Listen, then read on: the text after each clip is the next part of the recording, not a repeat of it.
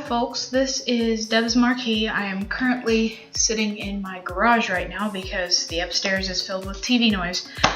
So I thought that I would probably do a sort of announcement slash story behind this picture. There's a lot to say about it.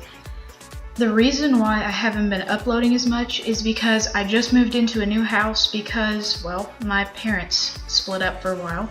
There was a huge fight that happened, and luckily I'm glad to say that it's better now. But, oh geez, where do I start? This picture that I'm doing right here is the first one that I'm uploading as a video that I've used the tablet with.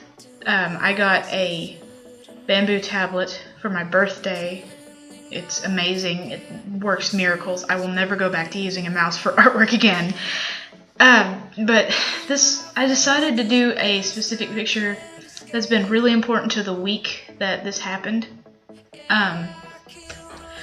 So that me and Mother Hubbard that you're seeing right down there that I'm drawing the red outlines for, her name is Hyde, and I created her whenever me and Corvo, for lack of his actual name, we were doing a role play based on our real life selves, and we were supposed to have some sort of a power that was like either giving us issues or something we had to adjust to for our daily life or whatever.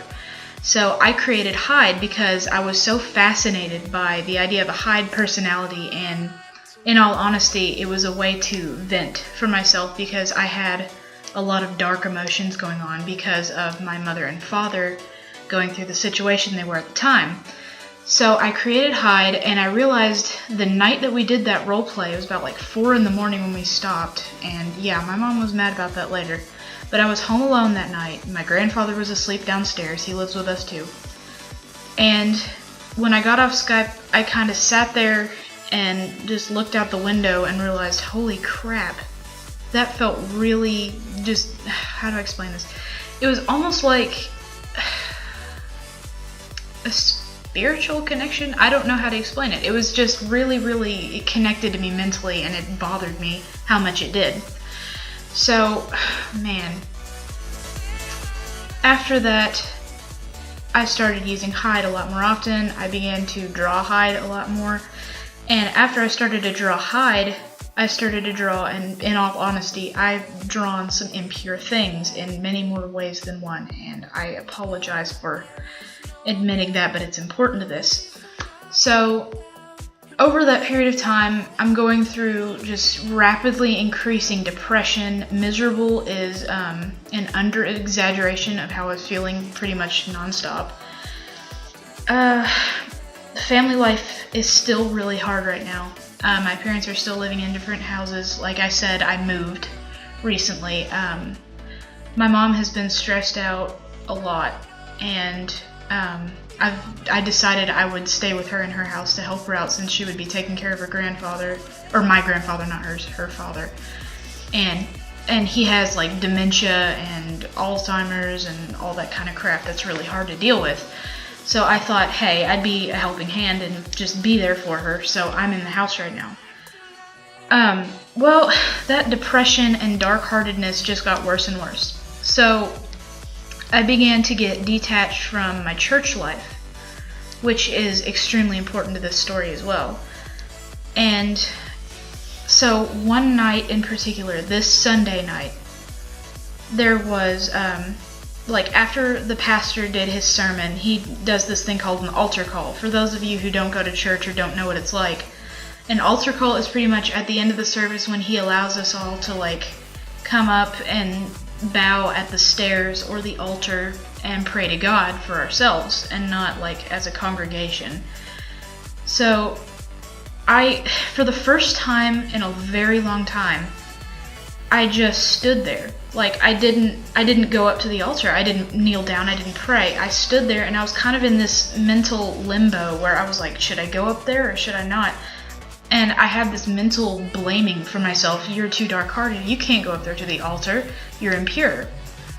And I finally realized to myself, I said, look, it's not about your impurity. It's about coming to God about it. And so I went up to the altar, and I was about to kneel down, I was literally in almost, my knees were almost touching the floor, and one of the people I know named Jacob, he came up to me and he said, "I want to pray with you." And so we joined hands and he started to pray with me. And listen, look, I've known this guy all my life, but we've never been so connected that I would like tell him all the stuff that's been going on in my life. And so he prays for me and he begins to address things that I had no idea he knew, which he didn't. It was actually God speaking to him, and then he spoke to me in extension. And some of those things, I'll go ahead and list them. Sadness, blaming myself, suicidal thoughts. Yeah, I had a few. Don't worry about it. I'm fine now. What was the other one? Oh, yeah. How could I forget this? This is the most important one. He said, I would even go so far as to say that you have been drawing things that aren't glorifying God. And it was very true. And nobody knows, like, except for a very few people, that I've drawn impure things. I've even put warnings in the front of my sketchbook about the fact that some pictures could be insulting to certain people, and I would have to censor them. So, throughout the rest of that night service, I was thinking to myself a lot, and all of a sudden it began to feel like there was an intruder in the house, like there was a thief there, or an enemy, or a burglar, I don't know.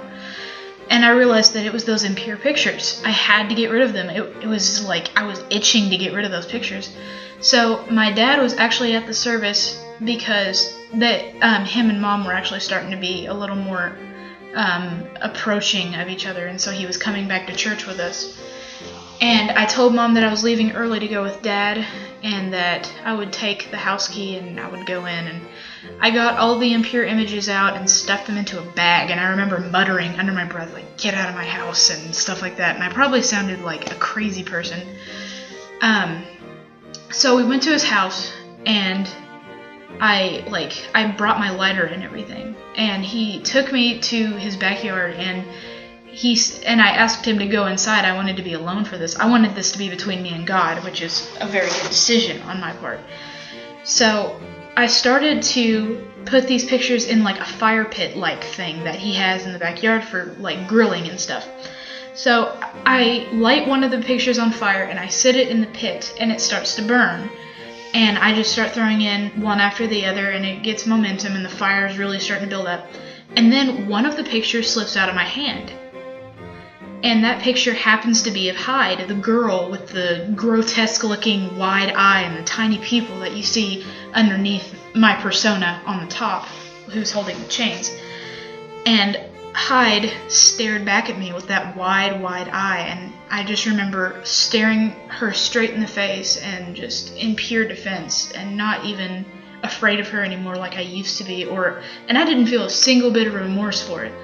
And I don't burn my drawings, okay? Like, I don't even throw them away anymore because I don't want to, because I value them. So, this Hyde picture's here, and it's burning, and the fire closes in directly on the eye, and it glows and glares at me, and it feels like it has an actual, like, I don't know, sense of being, like it has a consciousness. Which, of course, that's pretty freaking creepy if you think about it, that I just stared one of my own pictures down to the death, a devil of my own making sort of thing. Yeah, it's kind of creepy. Well, once this happened, I felt a burden just lift from me. It actually felt like a weight that was on my shoulders kind of lifted off into the air like vapor, nothing. And I just smiled to myself, and the rest of the papers went into the fire, and I went back inside, and I told my dad that I was done, and I went back.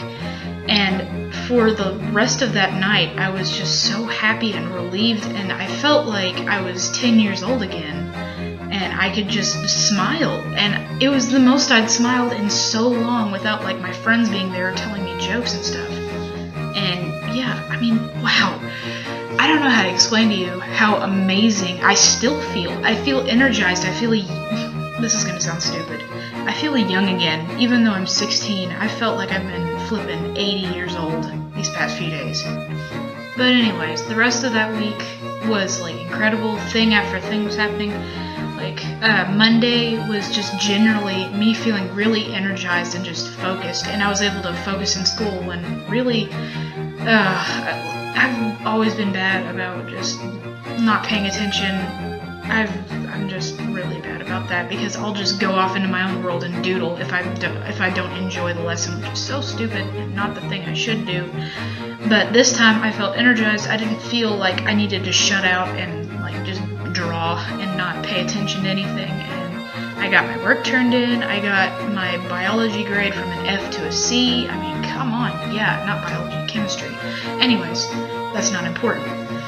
Then Tuesday rolled along, and I just still felt really amazing. And then Wednesday and Thursday, I ended up getting back together with my ex-boyfriend, who I think will probably be listening to this, but whatever. And yeah, that's pretty cool. We're fixing the problems that we made the last time that we dated, which is really great. And I'm hoping that Mom, I know you'll be watching this. I'm hoping you'll understand that things are better now. Oh man. Friday. Oh my gosh, Friday happened. I got my laptop back. I had, I don't know if you've ever heard of a Trojan virus. A Trojan virus is pretty bad. It pretty much just infiltrates your computer and starts to shut down things that you can use and stuff. And so, yeah, I got my computer back from Glenn, who's a guy at my church. And he works at a printing company, so he had the laptop with him there that he had repaired. And apparently the repair didn't take more than, 20-30 minutes while he was watching TV. Apparently it was really easy. So we didn't have to pay him anything. He didn't want us to pay him. And so, then, after that, maybe I should give a little backstory for this next part. Ever since I was a little kid, I've been known as a tree killer because I would just eat through trees like a sawmill. But then, after that, I was known as Paper Snatch, which was a name I gave myself because I would still, like, to this day, until like a couple of days ago, I was stealing paper because my parents did not want to buy me anymore because I ate through so much of it. So, we're talking to Glenn Combs. Glenn, I probably shouldn't release his whole name, but it's whatever. I don't think anybody here is gonna, like, destroy him or anything. So he says he knows that I'm like this paper killer. I just constantly feeding through paper like a factory. And so he says, we have a lot of spare paper. If you ever need paper, let us know. Now this is pretty freaking cool. I mean, think about this. I'm able to have any type of paper I want, as much as I want, any size that I want, for no cost to me at all. I have an unlimited amount of paper now, and it makes me think just that tiny sacrifice, burning those certain papers, is what really caused all these things to happen. After burning the papers, my burden was lifted. After burning the papers, I no longer had to steal paper ever again. I had as much as I wanted, forever, that's pretty cool. Just, wow. I don't know how to explain to you how amazing this week has been.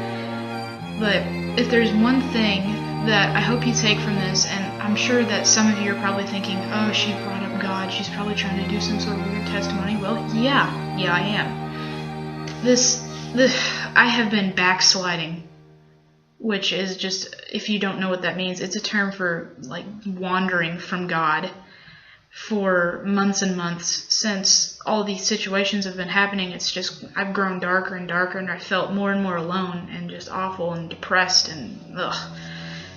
And I just felt like I wanted to die. I felt miserable. But then this happened, and I decided I would just take one small sacrifice.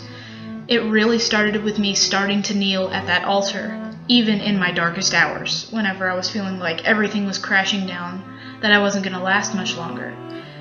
And God did all of this. He spoke through someone who didn't know anything about what I was going through. That should be proof enough. Yes, God is real, and I'm proud to say it for myself. And I guess that, it's up to you if you believe that or not, but I thought that I would really just let you know that He's done a lot for me, and man, I just hope that I never decide in my heart and in my mind, whenever a dark hour comes, that I'm gonna wander from God again, because it's just not worth it. And I suggest that you try it for yourself and see what He does for you. So yeah, well, I hope you enjoyed our little one-sided talk. Like, favorite, subscribe, I don't know. I hope that you enjoyed the video. I hope that you enjoyed the picture that I've made. Yeah. So yeah, have fun. Bye.